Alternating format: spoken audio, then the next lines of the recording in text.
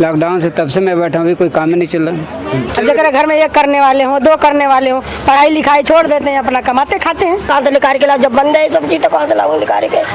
हम तो भाई बाहर खाना लेने नहीं जाते थे, अपने जैसे थे नमक रोटी खाते थे घर में। प्रजातंत्र एक काफ़ी लंबा संघर्ष होता है। हमारे देश के अलग अलग कस्बों में जाइए, अलग अलग इलाकों में जाइए, ऐसी बस्तियां आपको आम तौर पर मिल जाएंगी। ऐसे में इन बस्तियों में चिंता तब छाती है जब कोरोना जैसी स्थितियां आ जाती हैं। कोरोना काल में हमने देखा किस तरीके से सोशल डिस्टेंसिंग के ज़रिए हमने एक दूसरे से खुद को बचाया, मगर वो बस्तियां जिनमें एक दूसरे घर के बीच का फासला बहुत कम रहता है, वहाँ पर अगर कोरोना जैसी विषम परिस्थितियाँ फिर से आती हैं तो कैसी स्थितियाँ बनेंगी, आज इस बस्ती से आपको वही तस्वीर दिखाने की कोशिश करेंगे। घर में लक्ष्मी आती है तो उसके लिए मेहनत करनी पड़ती है। ऐसे में ये बस्ती के लोग हैं जो अपनी रोज़मर्रा की ज़िंदगी के लिए काफ़ी मेहनत करते हैं। अपनी ज़िंदगी की गाड़ी को ज़्यादा आगे लेकर जाना आप लोगों के लिए काफ़ी चुनौतीपूर्ण होता है, दिन रात मेहनत करनी पड़ती है।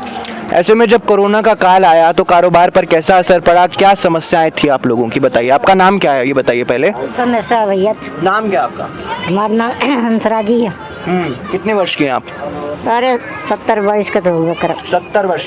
70 से ऊपर हुई। अच्छा बताइए कैसी समस्याएं आई जब कोरोना आया? अरे भैया काहे भूखे मरे गए सब है, अब ऐसे समस्या कौन आएगा हैं? सब लोग भूखे मर गए, बाहर नहीं निकलते थे, कोरोना हुआ था। अच्छा एक बात बताइए, जब कोरोना आया तो आपने कहा कि भोजन की समस्या बहुत हुई और आप लोगों को घर में रहना पड़ा।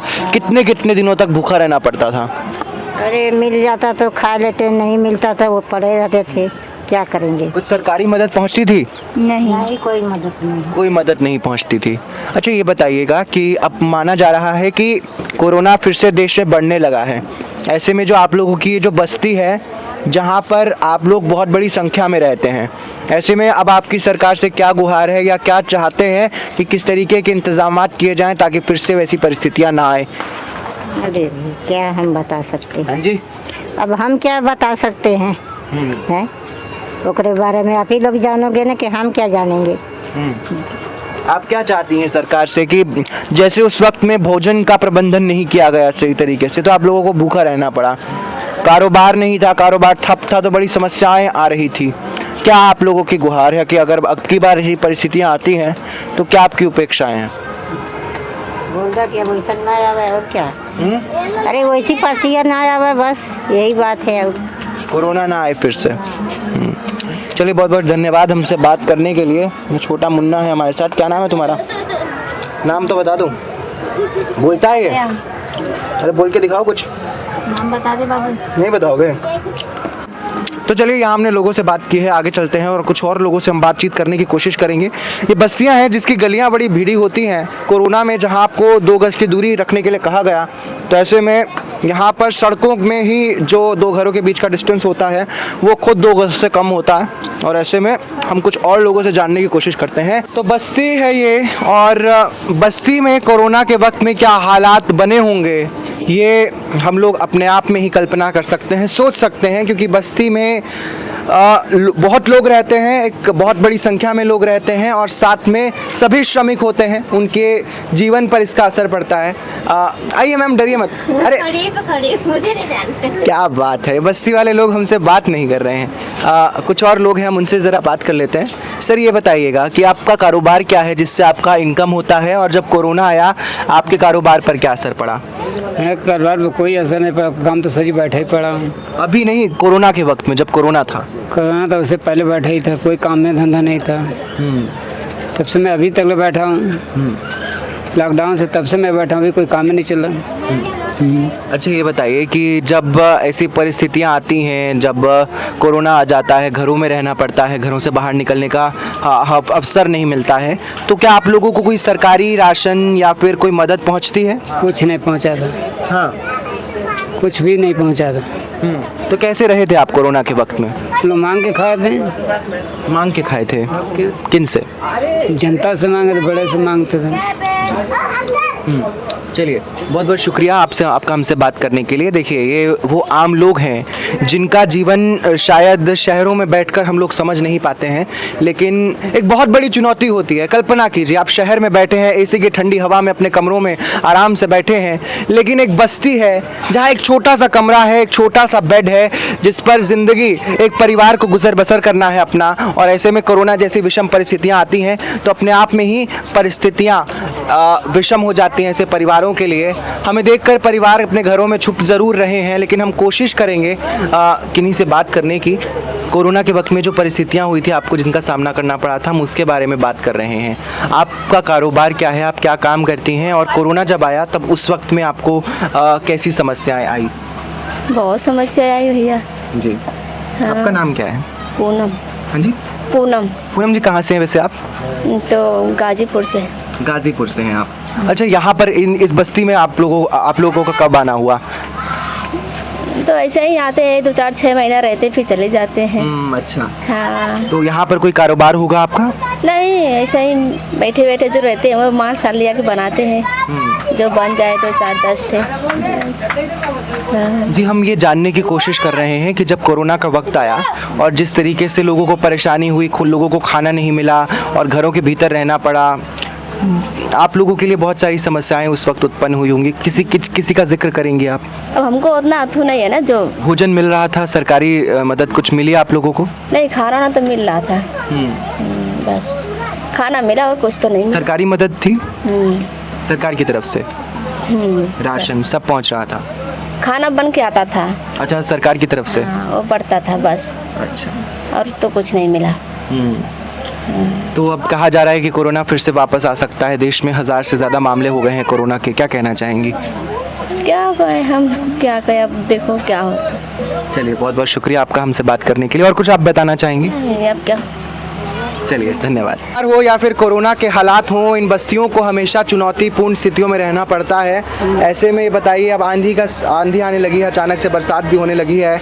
हम ज़रा कोरोना के बारे में लोगों से जानने के लिए निकले हैं कि कैसी परिस्थितियाँ उस वक्त बनी, किस तरीके से आप लोगों को परेशानी का सामना करना पड़ा, क्योंकि माना जा रहा है कि कोरोना फिर से लौट सकता है। अरे भैया, बहुत मजबूरी आई, कोरोना आया तो गरीब आदमी तो खाने के लिए मर गए। तो कोई सरकारी मदद, राशन? कोई मदद नहीं। वो राशन का वो 5 किलो गेहूं से का महीना भर खा ले आदमी, यही तो मिलता था। आप लोग इन पतली गलियों में रहते हैं। हाँ? और ऐसे में जब कोरोना आया, कहा गया कि दूरी बनाकर रखिए, 2 गज की दूरी रखिए। हो पा रहा था? क्योंकि यहाँ पर मुझे लगता है कि शायद सांस लेने में भी समस्याएं उत्पन्न होती होंगी, और जहाँ 2 गज की दूरी ज़रूरी थी तो वहाँ पर आप लोग देखो, जहाँ छोट रूम है उसमें 4-5-6 लोग हैं, तो कहाँ से दूरी बनाएंगे? वो तो रहेंगे ना एक में एक जुड़ के, हैं? अबे थोड़ा ना कि हमारा चलो 2-4 मकान है, कहीं कहीं सो जाए, कहीं कहीं बैठ लें, ये तो हो नहीं सकता। छोटी सी झुग्गी में अपनी फैमिली तो समेट के रहेंगे ना, बाहर जाना ही नहीं है। अच्छा, रोजगार का साधन क्या होगा यहाँ पर? ज़्यादातर लोगों का लोग क्या काम करते हैं जो ज़्यादातर यहाँ पर रहते हैं? भैया वही दिहाड़ी करते हैं, और क्या करेंगे कंपनियों में। और शायद परिवारों का केवल एक सदस्य काम करता है यहाँ पर। हाँ, अब जगह घर में 1 करने वाले हों, 2 करने वाले हों, पढ़ाई लिखाई छोड़ देते हैं, अपना कमाते खाते हैं। कंपनी में कितनी मिलेगा? सही बात। बहुत रगड़ो तो 10,000 है। जगह 5-6 परिवार हो तो भले क्या आएगा ना, एक आदमी कमाने वाला। बिल्कुल सही बात है। देखिए, ये रेलवे लाइन के बिल्कुल बगल में बसी हुई एक बस्ती है। हम कहेंगे कैमरा पर्सन को दिखाएं आपको वो तस्वीर भी। यहाँ पर ट्रेनों का आना जाना लगातार चलता रहता है, और ऐसे में हम आपको यहाँ से ये तस्वीर दिखाने की कोशिश कर रहे हैं। उन परिवारों की तस्वीर है जिसमें श्रमिक होते हैं, एक व्यक्ति पूरे परिवार के लिए कमाता है, और जब कोरोना जैसी परिस्थितियाँ आती हैं तो फिर समस्याओं का सामना कैसा करना पड़ता है, वही तस्वीर आपको दिखा रहे हैं। लालचंद जी हमारे साथ हैं। लालचंद जी, बहुत बहुत शुक्रिया सबसे पहले हमसे बातचीत आपका करने के लिए। और कोरोना काल में जो परिस्थितियां बनी, जो मुश्किलें आपको आई, उसके बारे में हमें बताइए।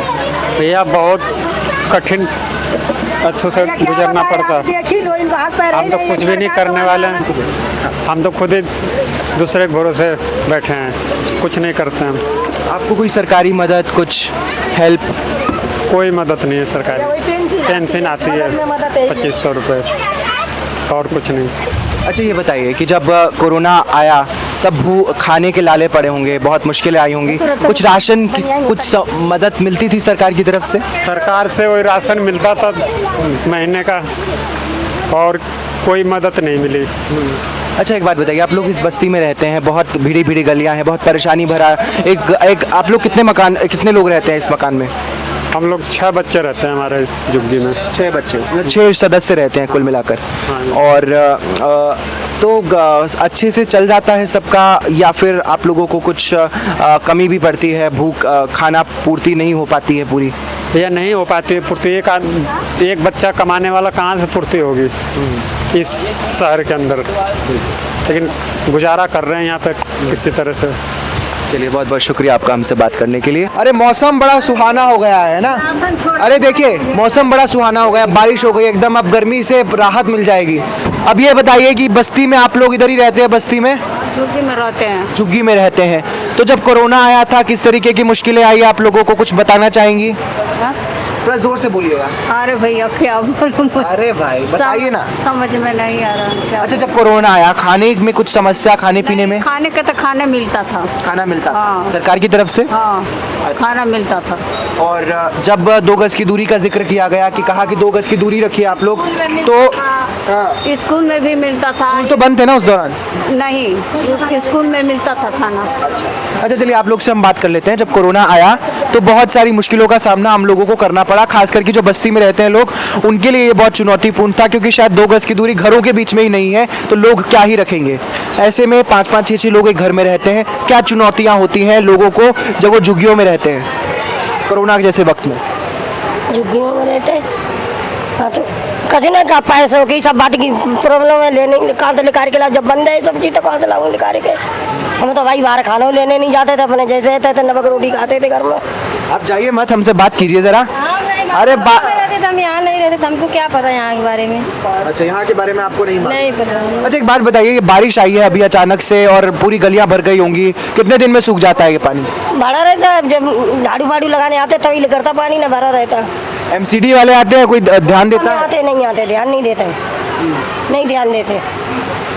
ये बारिश भी जहाँ हम लोगों को अच्छा लगता है, ये बारिश है, ये पानी है, ये कुछ नहीं है, कोई नाली पानी की कोई सफाई नहीं करने आता। पानी आता है, बिजली आती है, पानी मीठा नहीं आता भाई, चाहिए अपना खरे पानी करते हैं, हम मोल पीने वाला मोल लेते हैं, पानी नहीं आता। पानी मीठा बंद कर रखो तो कहाँ से आएगा हम लोगों को? ज़्यादा सरकार आए भाई, क्या करें, नहीं दे रहे कोई चीज़, सब बात ही परेशानी हो रही है। चलिए बहुत बहुत धन्यवाद आपका हमसे बातचीत करने के लिए। तो आज हम आज़ादपुर की एक बस्ती में पहुंचे हैं, जहां पर लोगों से हमने जानने की कोशिश की कि कोरोना जैसे वक्त में उन्हें किन चीज़ों का सामना करना पड़ा, अगर फिर से ऐसी परिस्थितियां बनती हैं तो क्या एहतियात सरकार अपना सकती है, किस तरीके की मदद इन लोगों तक पहुँचाई जा सकती है। आज वही हमने आप तक पहुँचाया। शुक्रिया।